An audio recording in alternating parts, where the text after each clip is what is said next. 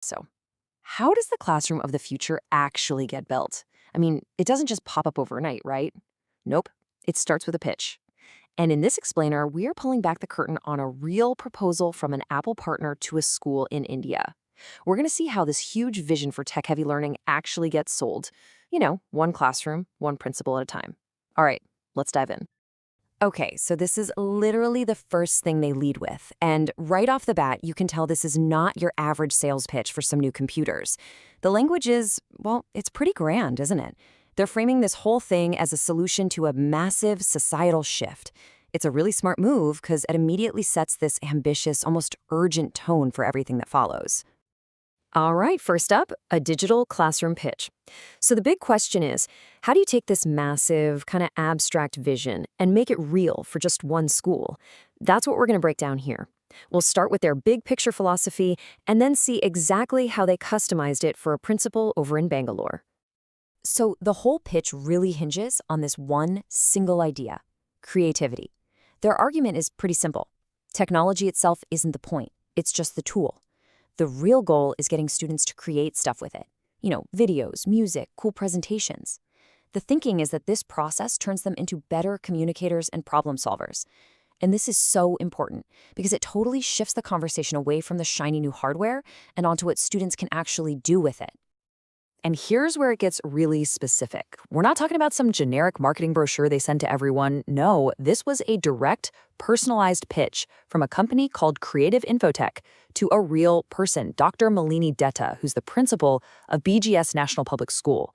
And that little detail is a huge deal because it shows you exactly how a giant global tech strategy gets boiled down into a one-on-one conversation with a school leader.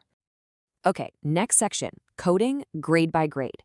So how does this whole philosophy of creativity actually translate into what kids are learning? Well, a huge piece of the puzzle is coding. The proposal lays out this incredibly detailed step-by-step plan to build coding skills right from the very first grade. The program itself is called Everyone Can Code. Now, the idea is to teach Swift, which is a real professional programming language that pros use, but they do it in a way that's actually fun for kids, using puzzles and games. But here's the key part. Look at the skills they're highlighting. It's not just about coding, it's about problem solving, creativity, critical thinking. The message they're sending is loud and clear. Coding isn't just for future engineers anymore. They're pitching it as a basic, essential skill, like reading or writing for the 21st century. And you can see just how thought out this whole thing is. I mean, this isn't some casual after-school coding club. It's a structured 5-year plan. Look at this. Grade 1, you're just learning basic commands. A couple years later, in grade 3, you're building actual games with sound. And by the time you're in grade 5, you're designing complex games that take user input. It's a super carefully planned curriculum where every single year builds on what you learned the year before. All right, time to meet the tech evangelists. So, who are the people actually making this pitch? The proposal introduces us to 2 key players. And I want you to notice the language here. They're not called salespeople. Oh no. They're positioned as evangelists. True believers who are passionate about this new way of learning. First, you've got Dr. Mohit Hegde, who they call the visionary. He's the founder of the company, and his job here is pretty clear: establish some serious credibility. His resume is all about working with over 500 schools, rolling out thousands of iPads. He's the guy who's there to give the school that high-level confidence, to basically say, hey, don't worry, we've done this before. This is not our first rodeo. And then you have Rekha Chari, the practitioner. And her role is absolutely critical. She's the one with the actual classroom experience. She's the one who's pioneered an iPad program herself. She brings that on-the-ground, I've been in your shoes and I get it kind of credibility. It's a classic and really effective 1-2 punch. You've got the visionary to sell the dream and the practitioner to make it feel real.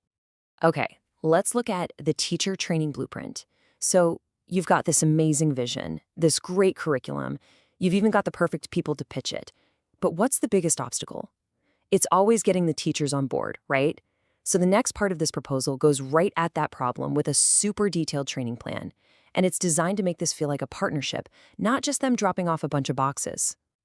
And it all starts with this one number, 2.5 hours. That is not an accident. Think about it. If you're a busy principal, that number screams efficiency. It makes the whole training program sound super manageable, like a quick, high-impact use of your teacher's very, very precious time. And check out the timeline for this session. It's perfectly planned to match those 2 roles we just talked about. See, the visionary Dr. Hedge, he starts things off with the big picture stuff. AI, the future of teaching, he's there to establish the why. And then the practitioner, Rekachari, she takes over for the main event, the hands-on workshop. She delivers the how. It's such a smart, deliberate flow, taking teachers from this high-level inspiration right down to practical, what do I click skills.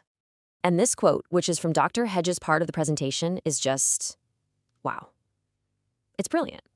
AI is a tool, teachers are the artists. At a time when, let's be honest, a lot of teachers are kind of nervous about AI, this line is pure genius. It's so reassuring. It basically tells them they're the irreplaceable creative force, the artists, and AI is just another paintbrush in their toolbox. It's a fantastic way to get them to lower their guard. Okay, on to what might be the most important part of the whole pitch, a real classroom workflow. This is where they have to show teachers what all this tech actually looks like in a real class with real students. This is all about taking those big ideas and turning them into something a teacher can actually use on a Tuesday morning. And the whole system really boils down to two main apps. Here's an easy way to think about it. Apple Classroom is for managing what's happening right now. It's like a digital teaching assistant. You can see everyone's screen, share stuff, and guide students in the moment. Then you have Apple Schoolwork. That's for the long haul. It's for sending out and collecting assignments, tracking progress over the whole year. So yeah, one is for the moment, the other is for the curriculum. And here's where they paint the picture. They walk through a sample grade 7 English lesson. You can see how the two apps work together perfectly. The teacher uses Classroom to share a video with everyone instantly. Then they use Schoolwork to send out different assignments to different kids, depending on their level. Then back to Classroom to share a great example from one student with the whole class. And finally, Schoolwork is used to collect all the finished projects. What's so clever about this is that it takes a really complex teaching strategy and makes it look easy and totally doable for any teacher. All right, now the pitch starts to wrap up, and we zoom back out. After all the talk about vision and tech and training, we get down to the nitty-gritty. What are you actually going to get out of this? And, what's it going to cost? So the proposal promises that teachers will walk away with a lot more than just knowing which buttons to press. The idea is that they'll understand the why behind it all. They'll be able to create their own new lessons, and this is the big one, they'll feel confident enough to start using this stuff right away.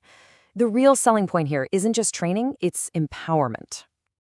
And finally, we get to the fine print, the business side of things. The commercial terms are laid out pretty clearly. 50% of the payment is due up front, and the rest is due on delivery. It also includes a year of warranty and on-site support. This is the part that brings that whole grand vision right back down to earth and makes it a real, straightforward business deal. And all of this leaves us with a pretty massive question, doesn't it? We've just seen this incredibly detailed, very persuasive pitch for a complete top-down classroom system. And yeah, this model promises some powerful tools and a consistent experience. But is this kind of all-in-one approach, is that really the future of the classroom? Or is there a danger here of locking schools into one company's way of thinking? Does it risk stifling the very creativity it claims to support? I mean, this pitch was for one school, but the question it brings up, well, that's for anyone and everyone who cares about education.